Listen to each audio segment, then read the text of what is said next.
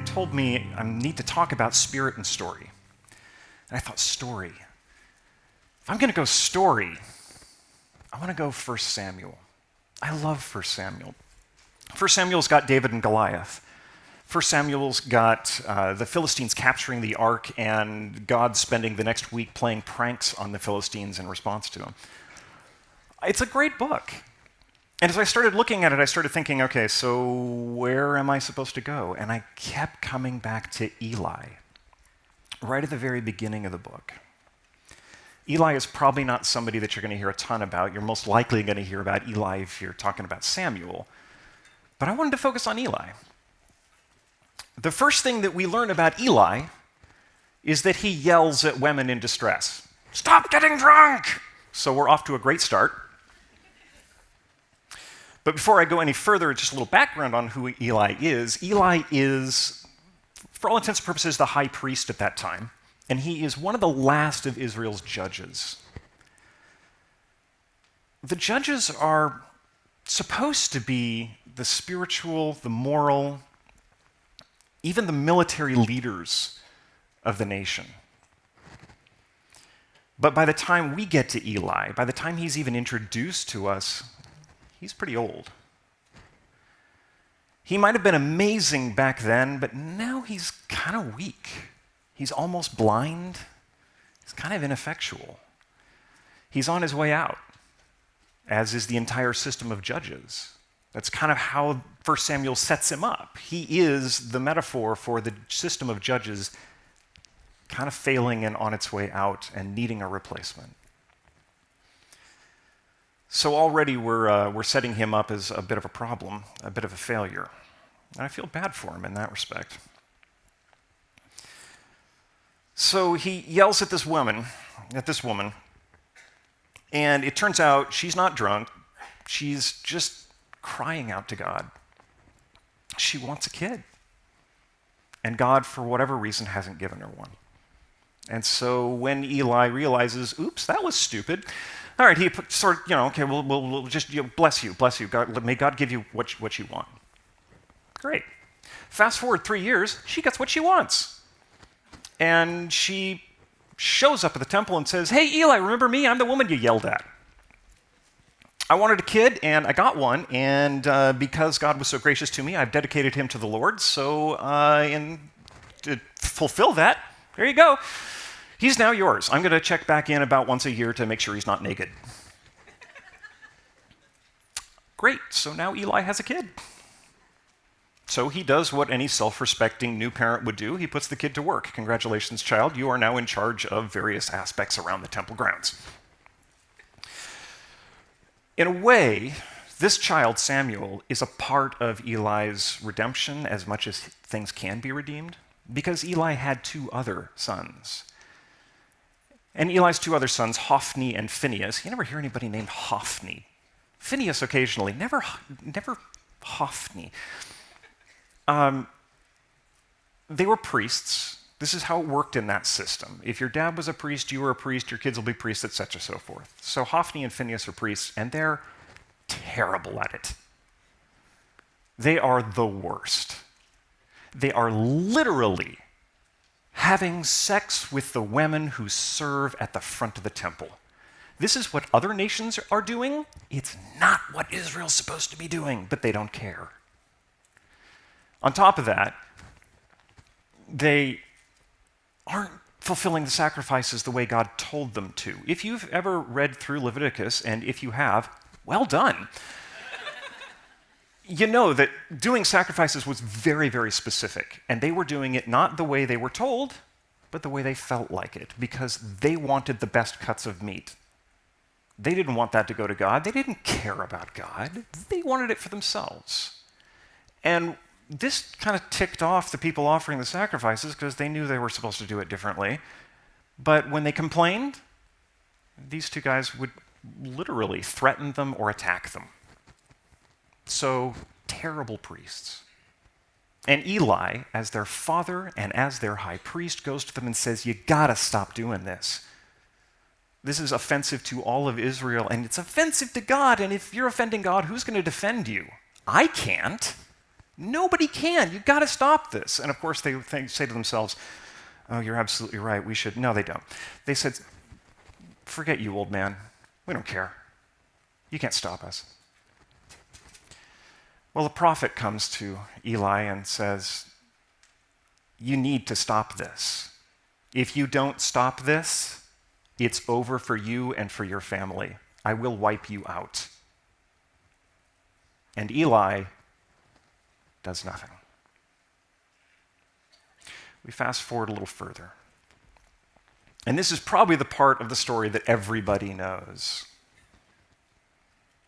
Eli is awakened in the dead of night to a little voice. Here I am. What? Good Lord, child, it's 4 a.m. What do you want? You called me. No, go to bed.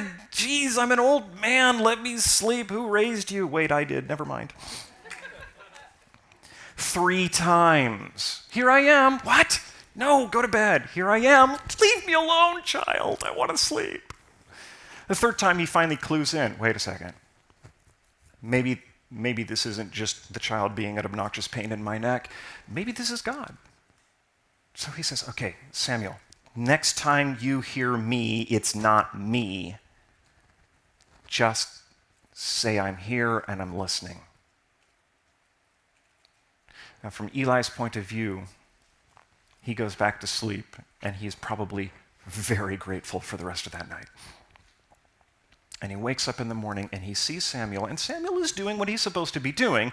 He's, opening the doors of the temple, he's lighting the censers, he's doing all of his duties. But he's not looking Eli in the eye. And he's kind of trying to stay off, out of sight, and Eli's going, oh, crap. This does not bode well. And Eli probably knows what's coming. But he says, Samuel, come here. Tell me what happened. Tell me what God told you. And Samuel tells him, and sure enough, it's terrible news. And Eli says, well, okay. If this is what God wants, so be it. And a while later, Israel is under attack from the Philistines, and Eli's sons are killed, and the ark is taken. And when Eli gets the news, he is so shocked, he literally falls out of his chair and snaps his neck. So, cheery story. It isn't the greatest story. It's not very happy in many respects. But that doesn't mean that it's not worth knowing. And it doesn't mean it's not worth looking at. There's 3 things I want to look at. First is the bad one. Eli failed to follow through. Eli needed to tell his sons, not only to just tell his sons, stop it, he needed to stop them. He is their father. He is their high priest. He is their boss for all intents and purposes. It's his responsibility to make sure that they are doing their responsibility before God properly, and he doesn't. I don't know why. The Bible doesn't tell us why. Maybe he was scared of losing his son's respect. That's a big deal for fathers. At least I assume so. I'm not a father. Maybe he was actually scared of what his sons would do. They were literally attacking the people offering sacrifices when they complained too much. So maybe he's an old man. He's half blind. Maybe he's just literally scared of them. Or maybe he just didn't know what to do. He says, stop it, they don't stop it, now what? Maybe he didn't know what to do. I taught high school for a few years, and this was my problem. I was not great in classroom management.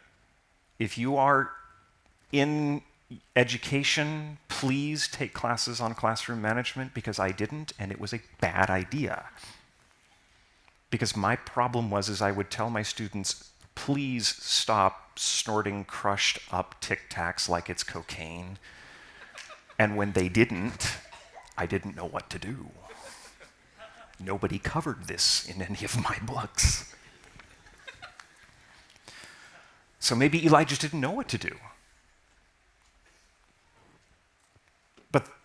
He had to do something. It's hard to follow through sometimes. When we are given a task or we have something that we know we have to follow through with, it can be very difficult. But some things that Eli did not do that probably would have been helpful would first have been not doing this alone. When Jesus laid out, here's the basics of church discipline. He said, if something goes wrong, go and talk to whoever it is that's the problem. And if it doesn't work out, bring a bunch of people. Don't do this alone. Eli did it alone. We're really, really social creatures. You people who are studying anthropology know that we are considered the most social creatures on the planet. Secular scientists sometimes argue that that's what defines us as human beings, is our massive capacity to be social. So don't do things like this alone. If you're having trouble following through, get help. That's where Eli didn't manage to follow through. We don't know for sure that Eli didn't do this, but another thing that occurs to me is Eli didn't seem to be aware of what the actual issues were internally. Eli didn't know what his problems were. What was preventing him from stopping his sons? We don't know what he was afraid of. We don't know if he knew what he was afraid of. But he didn't seem to look inside to say, why am I not following through? Why am I not doing this? So looking internally and saying, what do I need inside? What fears do I have? What pride do I have? What are the things internally that I need to look at that are stopping me from following through? The other thing Eli did not seem to do is he did not have a concrete plan. Step one, tell them to stop it. They didn't. Where's step two? He didn't have one. He needed a step two. And when we're having trouble following through with things, we need a plan that includes a step two, and possibly a 3, 4, 5, etc., so forth. We need to know, what are we going to do to make it happen with other people, acknowledging our own internal this, that, and the other. We're called to follow through on things all the time. Maybe there's sins that we need to just stop. Maybe there's a confrontation that we need to have, like Eli. Maybe there's something that you need to say yes to and you're just really reluctant. Or maybe there's something you need to say no to. Some of you really have trouble saying no to things, and that's a place where you might need to follow through. What do you need to do? Get people to help. Figure out what's stopping you. And make a plan. So this is where Eli failed. But not everything Eli did was bad. So to end on a slightly happier note, let's look at a couple things he did that was right. And one of the things I think he did that was right was he was looking and listening for God. And we know this in part because of when Samuel was being called and how he responded to that. And also right before his death, when they told him that his sons in the ark had been captured. When God called Samuel, it's 4 a.m, and Eli is awakened repeatedly, and nobody is at their best at 4 a.m. when you're awakened in the dead of sleep. So I'm a little bit lenient. I give Eli a little bit of leeway on this one. It took him 3 times before he finally clued in. Okay, this might be God. But he didn't have to. He could have thought, it's just some pesky kid. Samuel's having terrible dreams. Samuel's just an annoying little brat, and I've raised him wrong. I certainly raised my other 2 kids wrong. I'm probably doing it with this one. He could have made all sorts of excuses. He could have just justified this as, I just want to sleep. But I think the fact that he eventually realized, this is God. means that he was looking for God. And that was probably really hard for him. Because at the beginning of 1 Samuel 3, it said the word of the Lord was rare in that day. Eli didn't hear from God much. All Israel didn't hear from God much. And I feel really bad for Eli in this. Because Eli is the high priest. Eli is Israel's judge. His whole job is to serve God. His life is dedicated to serving God, and he doesn't hear from God very often. How would that, if you're in that position, if you're not hearing from God, how do you feel? Maybe that's where you are now. Do you feel frustrated? God, why aren't you talking? Why are you so quiet? Do you feel like you just got to gut it out and just got to keep going, and go to church? I'll read my Bible, I'll keep praying, I'll just keep doing this, and eventually God is going to show up? Or do you feel like giving up? It just doesn't matter. Everything I've tried doesn't work. God isn't going to show up, fine. I don't care. I'm guessing Eli felt all of those things at some point because it was years and he just didn't hear very much. I've wrestled with this. When I was working on my PhD, God was silent for most of that time, and I had no idea why. It was incredibly frustrating. And I frequently said, I just don't care anymore, I give up, I'm not going to try. And this was my bad. I screwed up. I did not do what I was supposed to be doing. I didn't do what Eli did. Eli kept looking for God. And this is important, because if any of you are taking psychology classes, you should know that your expectation shapes your experience. If you expect to come to this chapel and have it be boring, it probably will be, because you're going to be interpreting everything that happens through the lens. If you come to this chapel thinking it's going to be fantastic, then you're going to be looking for the things that are fantastic. And it's going to be fantastic, despite the fact that you've got some nut job up front talking about it. Expectations shape your experience. So if you expect God to be absent, you're not going to find him. You're going to give up. You're going to miss things. But if you expect God to be present, if you look for him, if you listen for him, you're more likely to see him. So like Eli, keep looking for God even when it's hard.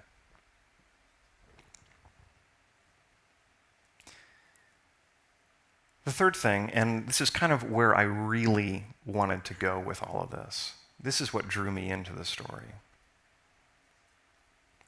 is Eli was willing to go into painful places. Remember when God spoke to Samuel, he gives him terrible news. He says to him, go tell your dad, this man who has raised you, this man who has taught you everything, go to him and say, I'm going to wipe out his line. I'm going to kill his sons, and I'm going to basically obliterate his lineage, his legacy, his life's work. That's a really heavy load for a kid.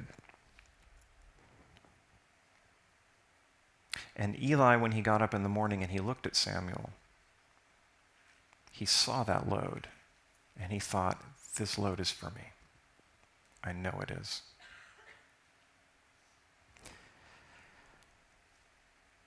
He could have avoided it. God gave him the opportunity to avoid it.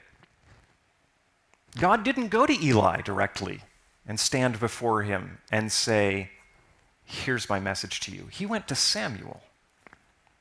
He gave Eli an out.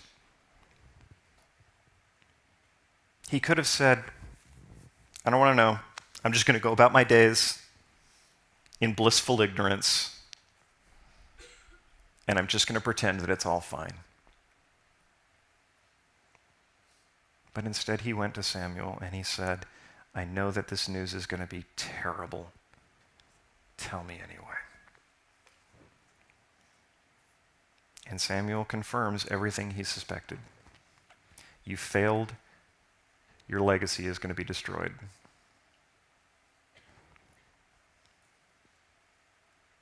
And Eli said, okay. I'm willing to go there. I'm willing to accept this.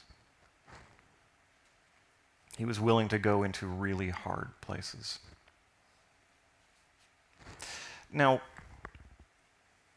the Bible is not always incredibly detailed.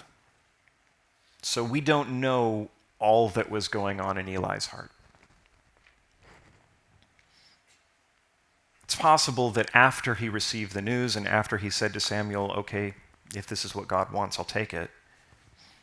It's possible that afterwards he was absolutely devastated. Maybe he went back to his room and he just cried for hours on end. We don't know. Or maybe at the end of the day, he closed everything up, and when he was out of sight of everybody, he started yelling at God. Maybe he said, I've spent my whole life serving you. I've done everything you wanted, and I screwed up in one thing. And you're going to wipe me out for that? For one thing? I've done everything for you. Maybe he was furious. Or maybe he tried to justify himself. Maybe he said, look, God, I did everything I was supposed to. I tried. I went to them. I told them to stop. They didn't stop. I'm a blind old man. I can't do anything more. What do you want me to do? They aren't going to listen to me. Or maybe he just begged God for mercy, saying, please give me more time. Give me another chance. I can do this, God, please. We don't know how he responded. But in a way, we don't need to know. If he was grieved, if he was angry, if he begged, all of those are absolutely, perfectly legitimate responses. And I suspect that God would have been absolutely okay with them. Because on some level, some part of him still said, okay. Some of the people I most appreciate are those that are handed challenging things in their lives. They are given invitations from God that they don't want. And they gripe, and they complain, and they grit their teeth, and they curse at God, and they tell everybody how stupid it is, while they continue walking forward anyway. I love people that can do that because they're doing two fabulous things. On the one hand, they're being completely honest and saying, I hate this. And on the other hand, they're still going. Jesus told a parable of two sons. The father says, I need you to go out and do some work today. And one son says, sure, and never shows up. And the other son says, screw you, Dad, but decides to go anyway. And Jesus said, so which one did what was asked of him? The one that said, screw you. The one that did it anyway. And that's what I appreciate. That's what Jesus appreciated. The one who was honest and yet still did the work. So we have to be willing to go into painful places like Eli did. Even if we're going to grit our teeth, even if we're going to be frustrated, even if we're going to hurt, we still have to be willing to go. We still have to be willing to accept what God invites us into. Because honestly, number one, that's where God's going to meet us. God's going to meet us in the painful places that he invites us into. And on top of that, if you don't accept God's invitations, he's going to keep sending them anyway. I'm kind of reminded of that scene from the beginning of Harry Potter where Harry receives, all these invitations to Hogwarts, and the Dursleys keep destroying them, burning them, throwing them out, hiding them, whatever. And you just get this flood of more invitations constantly. God kind of does that with us. If you don't take the first invitation, he'll send another one. If you don't want to go there, he'll invite you again. So you might as well go now. And it doesn't matter if you're frustrated. Tell him that. He'll be okay. Just keep going. So Eli's a bit of a tragic character. He failed in something significant, and it cost him absolutely everything. But tragedies are the kind of story where you can hopefully learn something. Hopefully you can see yourself. Hopefully you can understand what went wrong so that you don't make the same mistakes that they made. But tragic characters typically have valid, good points to them as well. And it's wise to pay attention to those. So I invite you, got just a little bit of time left, I invite you to take a second to ask God, is there some place you're struggling to follow through? Are there places where you need to be looking for God? Is God inviting you to go into some place painful that you don't want to go? Discover who you're called to be at Biola University, a leading Christ-centered university in Los Angeles, with programs on campus and online. Subscribe for more of our videos and learn more at biola.edu.